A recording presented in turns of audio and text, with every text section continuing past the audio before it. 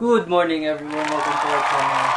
This is part of PMV Motogrid, and today's video we're going to install Osram T19, Osram T10 and our tri-switch.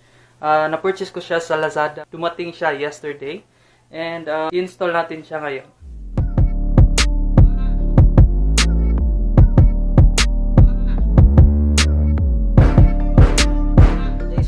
Guys, i-include ko na din tong review ng ating SJ8 Air. Gagamitin natin tong SJ8 Air para na din sa review nito and for the rest of the vlog. So guys, ito yung mga nabili natin sa Lazada, no? Ito yung Osram T10 na ilalagay natin as parklight. Ito. Nabili ko siya sa halagang 299 pesos including shipping free. And di pala, ito pala yung 299. Ito yung 333 pesos. Itong dalawang to ay nabili ko sa Lazada. And this one naman, nabili ko siya sa Shopee. And sa halagang 320. I think that includes the shipping fee. Okay, so kakabit na natin siya ngayon.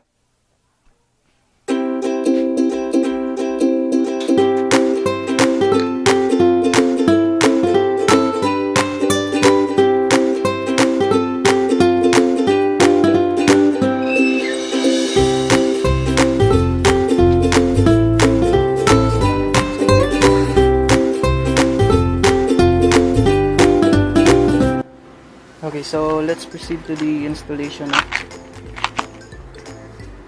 So, i-turn left lang natin itong manibela. Tapos, huhugutin lang natin ito. Base ito sa mga napanood natin sa YouTube. Ano muna tayong kape?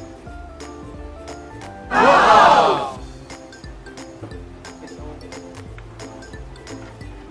muna natin i-install itong T10 LED bulb natin. Tsaka, itong Osram T19 natin. So, simulan na natin.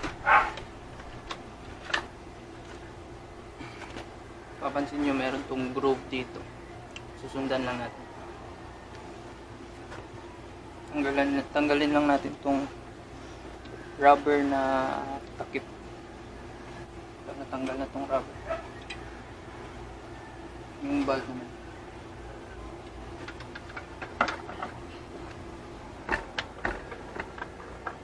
Tapos, sundan lang yung groove. Yun.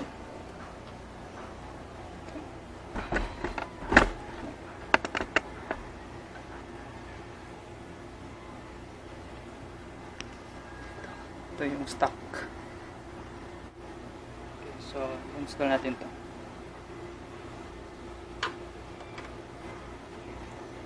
Ito, nasa taas, itong groove.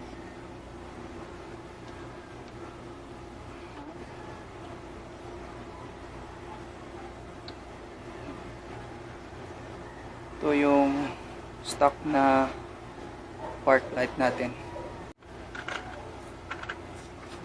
Kuha lang tayo ng isa nito.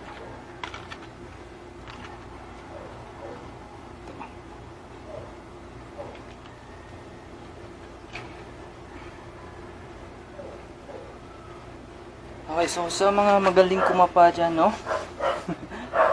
Madali na lang to sa inyo. Sobrang easy na lang to sa inyo.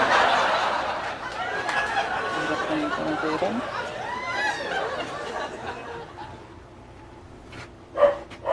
Dulo pang dulo in the house.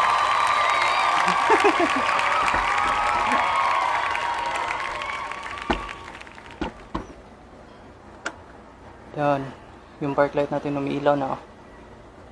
Test muna natin.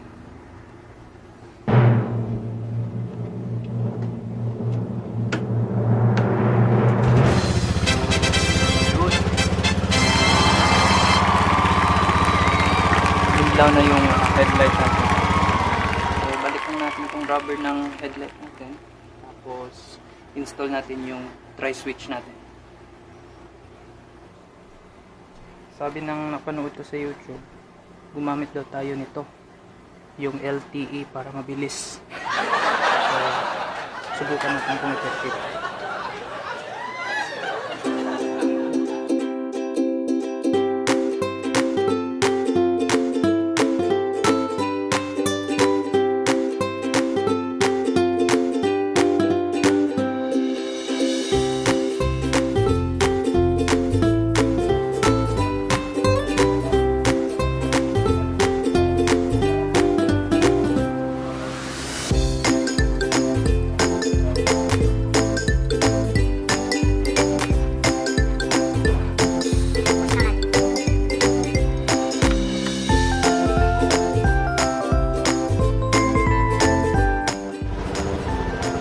Mamayang gabi, re-review natin tong kung gaano ka ganda tong Osram T19 tsaka T10 tsaka yung tri-switch natin.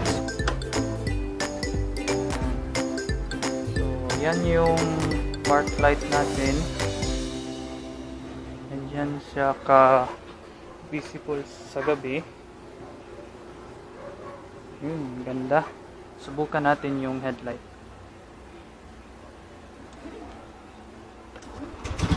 Papansin nyo, naka-andar na yung motor, tapos di naka-ilaw yung headlight kasi nga naka-try switch na tayo. So i-on lang natin yun.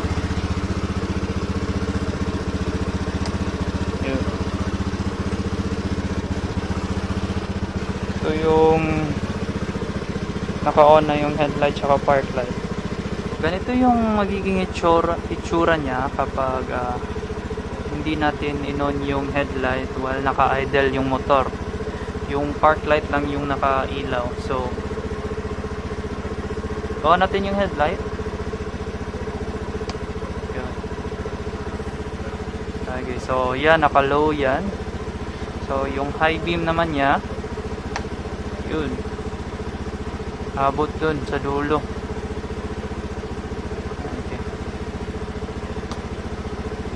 Low, high, low, off. Yan.